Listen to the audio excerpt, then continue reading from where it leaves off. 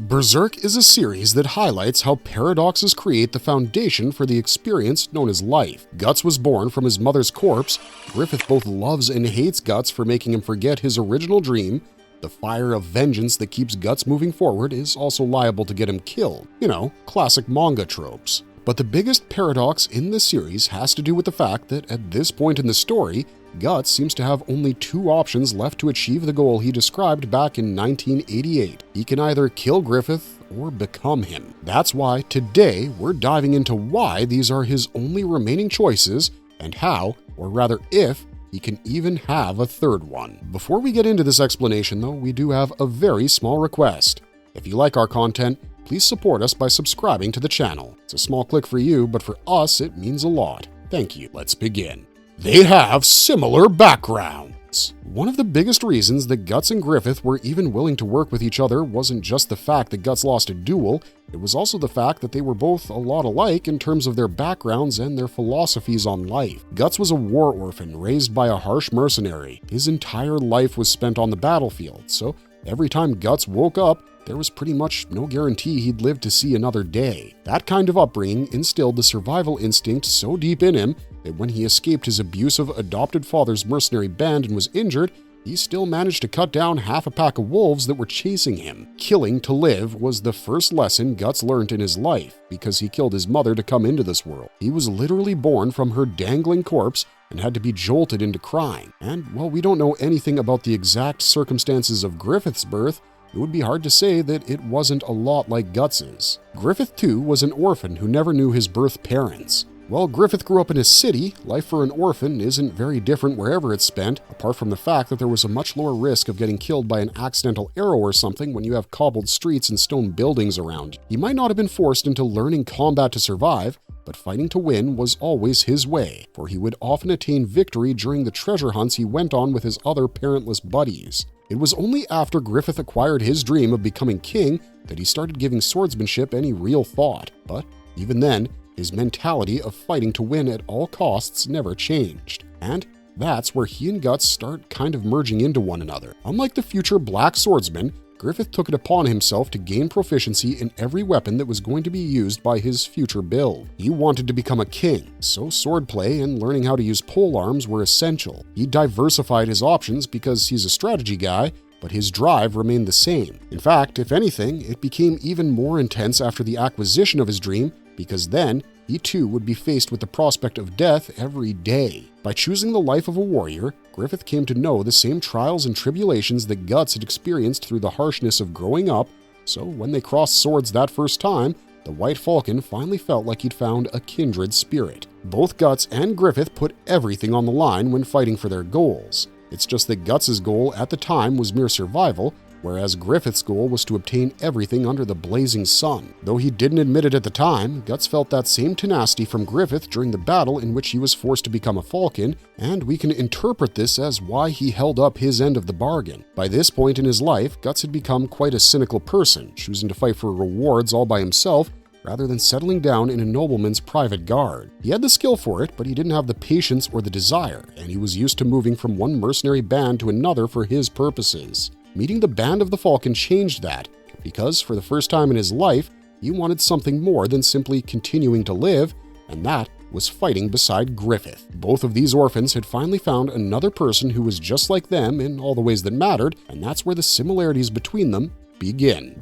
Guts wanted to become someone like Griffith. After spending 3 years with the Falcons, Guts was confronted with his empty existence when he came to realize what Griffith's definition of a friend was. Up until that point, he'd been fighting under Griffith's banner because A, he believed in the guy, and B, he thought they were buddies. It's quite difficult to think that a person isn't your friend or isn't favoring you in some way when you see that he's adjusting his literal lifelong plans to accommodate your impulsiveness. But this is a rare moment where we would say Guts was more emotionally aware of himself than Griffith has ever been because he wasn't wrong in assuming that they were friends. Guts had Griffith's implicit trust, more so than most of the oldest members of the Band of the Falcon. He was the one Griffith turned to for his most difficult deployments and his most secret operations, like the assassination of General Julius and the kidnapping of Minister Foss's daughter. Griffith admitted that he felt like Guts was rough enough to share this side of him with, but what he really meant was that they were close enough for this not to be a secret between them. That is why Guts leaves the Band of the Falcon, because he realizes that Griffith's conscious mind doesn't even register their friendship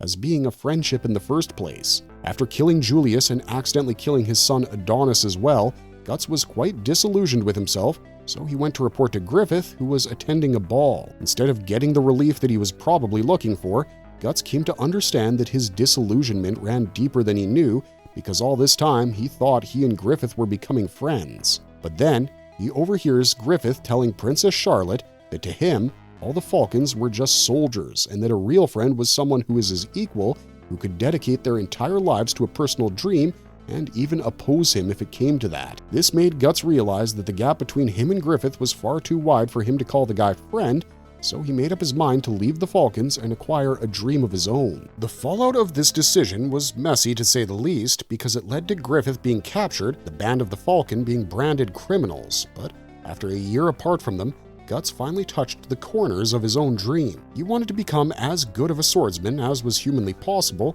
and if to do this he had to fight Griffith again one day, he was completely fine with that. Guts had already acknowledged Griffith as one of the best swordsmen he'd ever come across a long time ago, and so he wouldn't mind doing it again if Griffith didn't mind picking his ego up off the floor. However, that's where he made the biggest mistake of his life, because Guts thought that Griffith's resolve was stronger than his ego. He naively believed that their positive interactions held any place in Griffith's mind that wasn't labeled part of his dream, and he assumed that he could meet his buddy again one day, and the most that would happen was a disagreement that they could settle with swords. When he left his training spot in the mountains, Guts found out about what had happened to the Falcons, and he immediately blamed himself for trying to become like Griffith. Guts thought that finding his own dream in life would give him a purpose beyond survival, thereby qualifying him for Griffith's friendship. He had no idea just how dependent the White Falcon had become on him, and to be fair, neither did Griffith. Up until the morning that Guts beat him and left the band, Griffith didn't consciously think about the reason behind him feeling so upset and empty. His ego was telling him that Guts was his object to do with as he pleased, based on their agreement upon his joining the Falcons. But his unconscious mind was devastated at losing a friend that truly understood every aspect of him, to the point that he didn't have to hide anything from him. Guts became the reason that Griffith ended up turning to the dark side, because Griffith couldn't acknowledge to himself that their friendship was just as important to him as the pursuit of his dream. If he did that, then not becoming king would at some point become okay with him, and that would invalidate all the effort he'd put into his life from a very young age. This is where the key difference between their similar backgrounds also starts rearing its head. Guts learned how to fight against stronger and larger opponents out of necessity because he'd been raised on the battlefield. Griffith willingly sought out that path in order to achieve his dream, which meant that as he got closer to the latter, the former would become increasingly less relevant. Yes, he needed to be a war hero before he became a king, but being king isn't all about swordplay. It involves various different political, cultural, traditional, and legal dimensions, so a king doesn't necessarily need to be great at swordplay. Griffith was aware of the fact that Guts had become a far better swordsman than he that fateful morning in the snow, but his ego made him believe that not only could he win, he might accidentally kill Guts in the process. His denial of their true dynamic bled into his response, and he was defeated in a single stroke. Griffith and Guts had always kept their professional and personal dynamics separate from one another, but in that moment, Griffith allowed those two to become one, and he suffered his most humiliating defeat. To him, that friendship poisoned his dream and nearly took its life, which is why he chooses to burn it in the pits of the abyss. The White Falcon perceives the soft-hearted nature of friendship to be the disease that's plaguing him, and he triggers the eclipse to purge himself of. As fate would have it, that decision actually proves Griffith's point even further, because he turns into a God Hand member and gains supreme power. And to prove that he's no longer Guts' friend, he violates Casca in front of him, for now, they were truly on different levels. After the eclipse, Guts forgets all about trying to be Griffith's friend and equal. All he wants to do is find that bastard and kill him for taking away their other friends from him, and also breaking Casca's sanity. The Griffith that he knew is dead, and so he no longer has the need to become like him. His new dream is to kill the demon that took Griffith's place, and he was willing to walk through hellfire to turn that into reality. For over 2 years, Guts wandered the streets of the Berserkverse as a walking stockpile of weapons, a one-man army determined to wipe out evil from the world. But, as Skull Knight warned him before he set out on this journey, when you walk the path of darkness, you put your very soul at risk of being consumed by it. And that's a truth Guts realizes, much to his horror, in the aftermath of the Black Swordsman arc. Guts' Beast of Darkness constantly pushes him to become Griffith. The phrase, "to defeat your enemy, you must become them," is what governs the darkest depths of Guts' mind, and we see that on full display in the chapter where Guts manifests his Beast of Darkness. The beast isn't a real entity. It's an amalgamation of every sickening thought and feeling that resides within Guts' heart. It appears in chapter 118 after Guts violates the one self-rule he had for his journey pursuing demons, that he wouldn't directly harm children. Even during the Black Swordsman arc, Guts constantly blamed himself when kids ended up getting in harm's way because of his war for vengeance. He usually had no such mercy within him for adults, but with children, it was different. They represented the innocence he never had the chance to develop in his own youth, so whenever Guts got kids involved in his journey, he'd feel deeply saddened if they ended up as collateral damage. That changed with the Lost Children arc because in that arc, kids themselves were his enemies. The pseudo-elves that Guts faces all throughout that arc are actually little kids transformed by the will of a teenager, Rosine. Guts has to kill hundreds upon hundreds of children to wipe out the influence of evil from the world, but in doing so, he violated his own rule. This caused the spirits that flocked to him on his path as a branded sacrifice to start taunting him with his own guilt and take on the form of a massive black hound that ends up becoming the likeness of the beast. The beast tells Guts that the road he's walking ends only in blood, so the guilt he's feeling is misplaced. It implies those kids would have died anyways, and that it was actually a good thing that Guts dealt with them because now he was one step closer to finding the real target of his malice, Griffith. The beast tells Guts that now that he's come so far as to become a child killer, he should just take things all the way and use the Behelit to gain demonic power, because at least then, he'd be able to understand his enemy a lot better. It tells him that he wants to become just like Griffith because the Behelit is his only sure link to him and the rest of the God Hand. All this isn't exactly part of the dialogue, this is just our interpretation, so if you're thinking we're making up lore, we're not. We're just telling you what chapter 118's dialogue says to us,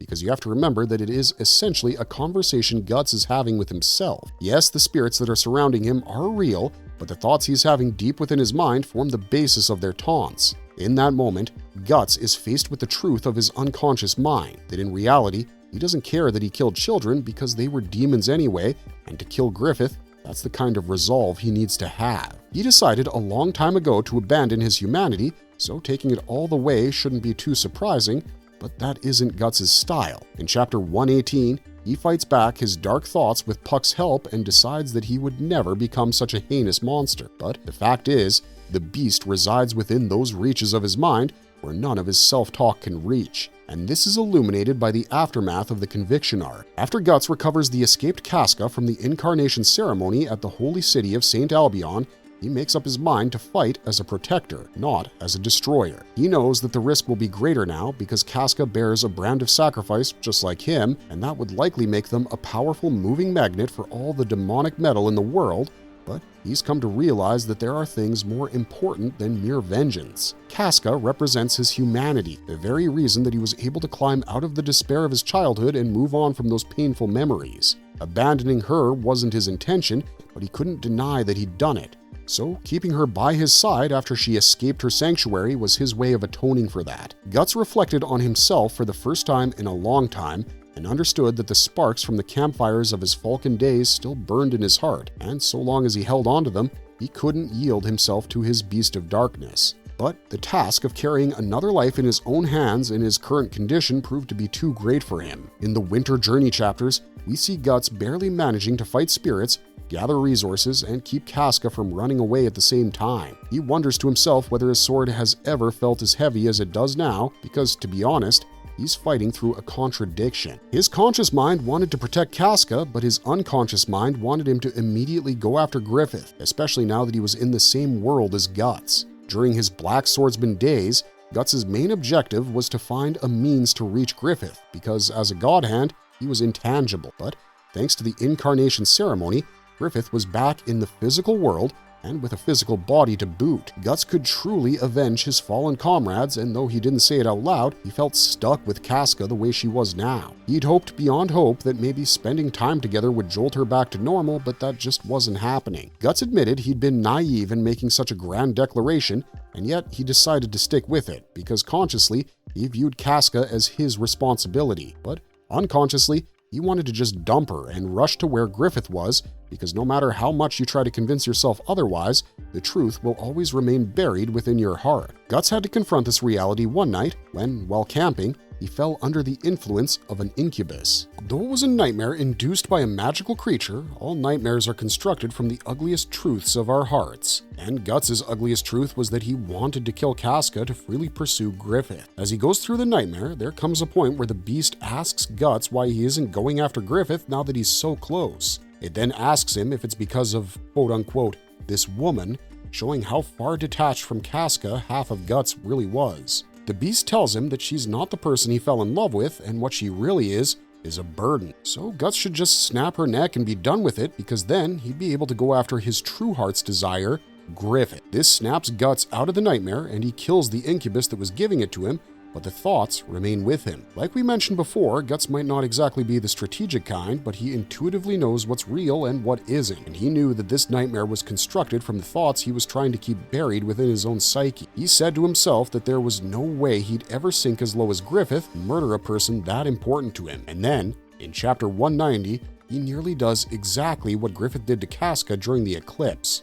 In a moment of weakness, Guts gives in to the beast within him and assaults Casca, nearly tearing her breast off as the beast tells him to bite and penetrate her like Griffith did. He tells Guts to turn Casca into his personal sacrifice, and that's what makes him snap back to reality. It's the fact that he's able to recognize his malice as making him turn into his enemy that terrifies him, and so he doesn't hesitate to take on companions when the option becomes available. Guts wants as many people around himself and Casca as he can find because he no longer trusts himself around her, and that's the most depressing parallel connecting him and Griffith. Both of them had promised to protect Casca and keep her trust, and yet both violated that same trust because they wanted the power to achieve their dreams. Griffith to establish a kingdom, and Guts to kill Griffith. Chapter 190 serves as a turning point in the story because it shows Guts deciding to rely on other people for the first time since the Golden Age, and he does it because he needs to do it. He has no other option with regards to Casca's safety, for he himself is now a threat to it. And this is where Miura's storytelling genius shines,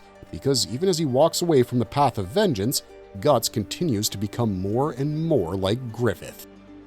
Why Guts may have no choice apart from killing or becoming Griffith. In the aftermath of the Casca incident, Guts became a much more cautious person, and consequently, he also became a much better leader. He accepted Serpico, Farnace, and Isidro as his traveling companions because he knew he couldn't go on without traveling companions anymore. If he did, he'd end up doing worse things to Casca than he did in chapter 190, so the decision was an easy one for him. But in all his interactions with them throughout their journey, we come to realize that Guts is basically leading a second band of the Falcon. Isidro is a lot like himself as a child, except he's more innocent and far less bloodthirsty. Serpico becomes his new tag team partner after Pippin, and though he isn't as bulky as the miner, he's just as skilled as Guts with a sword, which is saying something. Farnace becomes the new Casca for all intents and purposes because of the dynamic she has with Guts. She does have Casca's fighting skills, but she also falls for Guts, quite like how Casca fell for Griffith when they served as mercenaries together. Later on, they add Shirke to their ranks, who's like a magical version of Rickard. They then add a Corcus in Magnifico, and more useful versions of other Falcons in General Azan and the Sailing Prince of Ith, Roderick. And what makes it clear that Guts is basically leading them the way Griffith led the Falcons is the fact that he allows them to do as they please, and yet they choose to stick with him regardless of the amount of danger it puts their lives in. Isidro wants to become a great swordsman like Guts. Farnace wants to learn the truth about life from Guts, and Serpico wants to protect her, so he follows him as well. Their dynamic initially starts off as a bit of a rivalry, and then they duel it out and come to develop a deep sense of mutual respect for one another. Sounds kinda like Guts and Griffith fighting way back when. Shirke is both his magical guide and his little sister, a lot like how Rickard was the Wonder Kid blacksmith and Guts' little bro back in the day. And even Roderick and Azan, two men who have been around royalty for most of their lives, come to respect Guts so much that they practically defer to him, despite both of them holding far higher ranks in civilized society. In that regard, they're a bit like Sir Owen and Sir Laban from the Golden Age, who were among Griffith's first noble supporters at court. Guts had this innate magnetism that drew them all to his band through sheer willpower and strength, and of course, the fact that this one-eyed, one-armed human keeps killing monsters and worse on the daily never fails to impress them. Guts has never asked for their attention or the position of leader, but it's been naturally bestowed upon him because he has those skills. It's safe to say that without his knowledge and strength, it would have been impossible for his new companions to survive a single night the way he's done every night since the eclipse. The only difference is that, unlike Griffith, he isn't leading this team to conquer a kingdom, he's leading them to protect his beloved Casca, which is something he accomplishes by reaching Elfhelm. It was supposed to be a place where Casca would be safe on a semi-permanent basis, and where he himself could reorganize his strategy to figure Griffith into his plans. Though Guts had told his friends that he'd given up on vengeance, that flame still burned within his heart. In fact, it had only gotten worse since he started wearing the Berserker armor, for the armor made his Beast of Darkness an entity separate from him. Up until that point, Guts had been the one giving it shape and thought, albeit unconsciously. But the very nature of the Berserker armor reflects the depths of the malice hidden in one's heart, and when it comes to Guts, Beast is just that. By donning the armor, he sets the Beast free, and from that point forward, he starts having conversations with his own malice as if it's separate from him. This is a subtle storytelling device that's actually a symptom of a much bigger problem, which is Guts' loosening sense of sanity. The Berserker armor unlocks, as Daiba calls it, the power of madness. In order to take on enemies recklessly, without the fear of death, and at the expense of one's own life, the person doing so has to be completely out of their minds. And when Guts wears the armor and syncs with it, that's exactly what he becomes. A product of madness. One of the byproducts of madness can often be hallucinations, and while he doesn't start seeing the beast lurking everywhere, he basically starts treating it as though it is. It isn't until chapter 370 and 371 that he totally snaps and starts seeing the beast when it doesn't really exist. At this point in the story, despite doing everything humanly and inhumanly possible to keep Casca safe and to restore her to her former self, Guts comes to the depressing conclusion that all of it is pointless. That's because Griffith stole her from him, destroying Elfhelm and all his progress as a person in the process. No one, apart from the manga readers, could have guessed that the Moonlight Boy was just Griffith being possessed, and Guts least of all. After reaching Elfhelm, though he was annoyed by its peaceful environment, he was also thankful that everyone had made it there without suffering major casualties along the way. He started caring about other people again, and a big part of that was the help his new companions provided with taking care of Casca. When Casca herself was gone, his reason for holding on to his humanity went with her, and instead of firing up and chasing after her as he normally would, Guts fell into a state of deep despair. This is exactly the kind of place that Griffith had reached when he was abandoned by Guts, which started his slow descent into demonic madness over the course of the following year. And this is also why Guts' ultimate fate is now set in stone. He only has one of two options. He either kills Griffith or becomes him, because slowly but surely, those two things are being merged into a sickening one in his mind. Guts has, for better or worse, become a second version of Griffith. His time with his new party has created bonds on a level similar to the ones he had with the Falcons, and he's in the driver's seat now because they're all aiding his quest to protect Casca. His philosophy of letting people do whatever their will tells them to is quite similar to Griffith's approach to the Falcons as well, and while he probably won't be making princesses swoon with his silver tongue, he's become a master strategist over the years. Otherwise, he wouldn't have been able to survive the death quest he took upon himself. He's Griffith in all the good ways and without ulterior motives like becoming king or using the people around him like stepping stones. Guts is genuinely confused about his next move after reaching Elfhelm because he knows it'll be far more lethal than the ones that led him to it, and he doesn't want Farnace, Serpico, and the rest to get caught up in his personal mission. Yet, at the same time, with the Beast of Darkness now loose, he may have no choice but to embody the worst aspects of Griffith's character, which primarily includes sacrificing everything for the sake of his own goal. Right now, we don't know which direction he's going to take. It's true that Guts wants to kill Griffith more than anything, but after watching him struggle to even get up when the Kushan Empire imprisons him, tells us that his fighting spirit has taken a major hit. That's why he didn't even attempt to resist Rakshas when he tried to assassinate him, because right now, Guts is in the same despair that Griffith was in shortly before the eclipse. His new prison location, the Kushan Stupa, is said to be setting up an eclipse event of his own, and while it won't be exactly the same as the one Griffith went through, It's not hard to imagine what his options might look like. Either Guts gets empowered by the dormant forces of goodness to kill Griffith, or he uses the Behelit to become a demonic entity, just like Griffith. Admittedly, that latter path could end up backfiring on him just like it backfired on Emperor Ganishka, because apostles are biologically subservient to God Hand members. But if anyone possesses greater willpower than the Dread Emperor, it's Guts.